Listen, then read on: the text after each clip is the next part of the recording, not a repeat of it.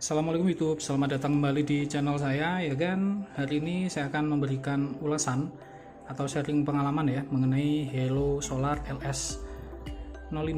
Ini sudah saya pakai kurang lebih sekitar 45 hari ya.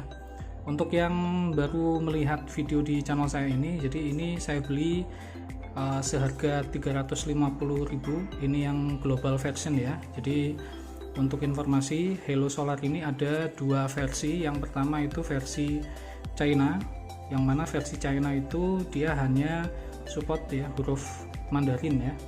Tapi untuk yang versi kedua, versi global itu sudah support untuk bahasa Inggris ya.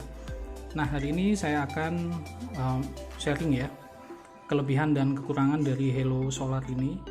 Oke, kita mulai dari kelemahannya dulu ya. Kelemahannya menurut saya ada tiga poin utama kelemahan itu. Yang pertama adalah yang paling menjadi deal breaker adalah strapnya ya. Jadi strapnya ini seperti yang agan-agan tahu, ini ukurannya adalah 22 mm.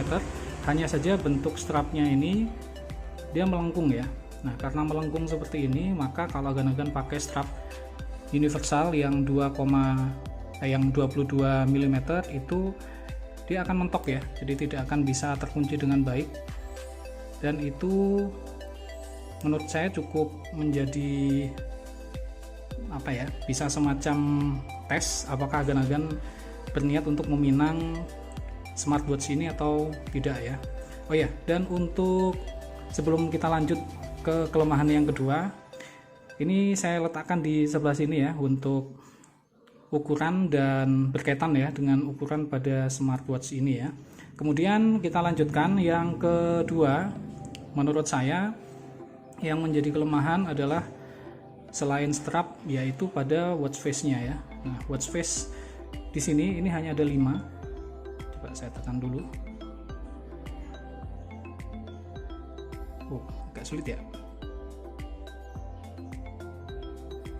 Oke, saya pakai manual saja. Biasanya tekan lama bisa ya. Ini hanya ada 5 ya. 1, 2, 3, 4, 5. Hanya 5 watch face saja, dan itu pun tidak ada tambahan watch face pada aplikasi. Untuk aplikasi yang digunakan ini adalah HaloFit. Nah, HaloFit ini yang dipakai untuk mempairing ya smartwatch ini ke handphone agan-agan. Kemudian yang ketiga yang menjadi kelemahan paling besar ya menurut saya, ini adalah tentang support software. Jadi selama kurang lebih 45 hari saya gunakan, ini tidak ada pembaruan sama sekali, tidak ada update semacam ini ya. Ini sudah cukup lama, 45 hari tidak ada update sama sekali. Nah, itu 3 kelemahan menurut saya pada Halo Solar ya. Nah, sekarang kita bahas kelebihannya ya. Kelebihannya menurut saya yang pertama ini adalah dari segi desain. Desainnya ini dia kalem tapi terkesan mewah ya. Kemudian untuk materialnya sendiri dia dari stainless. Ini kaca ya, walaupun ini plastik tapi cukup lumayan ya, karena ada smartwatch di rentang harganya itu yang masih menggunakan bukan kaca ya tapi plastik ya. Kemudian ya dia memberikan kesan kalem tapi tidak meninggalkan kesan mewahnya ya. Jadi kalem tapi sekilas terlihat elegan atau mewah ya. Kemudian yang berikutnya lagi kelebihannya menurut saya, yang pertama ini aplikasinya sekalipun sedikit sekali untuk update softwarenya atau firmwarenya, dia sudah support bahasa Indonesia. Sedangkan pada Halo Solar ini ya UI-nya masih belum, jadi ini masih menggunakan bahasa Inggris seperti itu. Nah, Halo Solar ini sebenarnya ada saya katakan dua menu utama ya. Yang pertama menu shortcut, ini agan-agan tarik dari atas ke bawah, ini ada menu shortcut ya. Kemudian yang kedua ini masuk ke menu utama semacam ini. Ini transisi menunya, animasinya cukup bisa dikatakan cukup lumayan gegas ya, lumayan cepat dibandingkan dengan Eagle Tempo yang beberapa saat yang lalu saya unboxing, ini patah-patah. Tapi kalau pada Halo Solar ini tidak. Kemudian nah ini ya, saya kemarin sudah sempat untuk mencoba mode sport yaitu pada fast walking. Seperti apa hasilnya? Silahkan simak video berikutnya. Ya kan, pagi ini saya akan mengetes salah satu fungsi dari Halo Sport ini. Saya akan masuk ke menu sport, saya akan fast walking ya, atau jalan cepat, dan kita lihat hasilnya setelah saya muter-muter dulu ya. Oke, jadi setelah setengah jam berjalan, hasilnya seperti ini. Tampilan pada saat setelah selesai jalan kaki sekitar setengah jam ya. Untuk slide kedua seperti ini. Untuk slide ketiga, tampilan detak jantungnya seperti ini. Jadi itu ya tesnya. Konklusinya bagaimana? Ini banyak sekali ya sebenarnya untuk kelebihannya. Kemudian untuk ya visibilitas layar juga lumayan, di di luar ruangan itu cukup terang.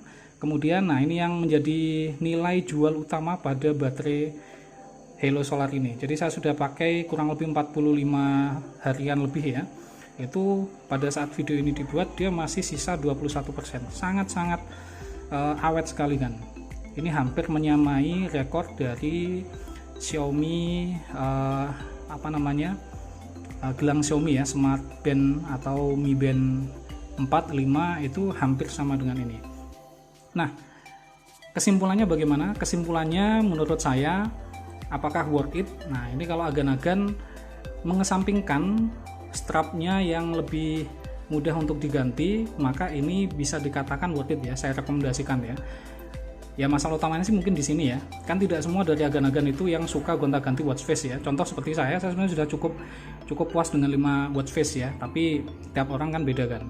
Nah, kemudian untuk strapnya ya semoga saja tidak lama lagi akan bermunculan strap universal yang cocok ya untuk Halo Solar yang melengkung semacam ini. Jadi kalau ditanya smartwatch ini cocok buat siapa? Nah, ini cocok buat satu agan-agan yang tidak terlalu memperhitungkan ya, atau tidak suka gonta-ganti strap, ini cocok. Kemudian untuk agan-agan yang mencari efisiensi baterai, cari baterai yang awet, nah ini pilihannya ya. Tapi kalau tidak itu ya lebih baik ini di skip saja. Pilihan lainnya bisa ke Mi Band 5 atau beberapa smartwatch lain. Dan mungkin itu kan sedikit sharing ya mengenai pengalaman menggunakan Halo Solar ini. Kalau ada pertanyaan silahkan tulis di kolom komentar. Sebelum saya tutup ya, jangan lupa seperti biasa untuk agan-agan yang belum sholat silahkan sholat. Kita akan bertemu lagi di video saya selanjutnya. Bye bye dan assalamualaikum.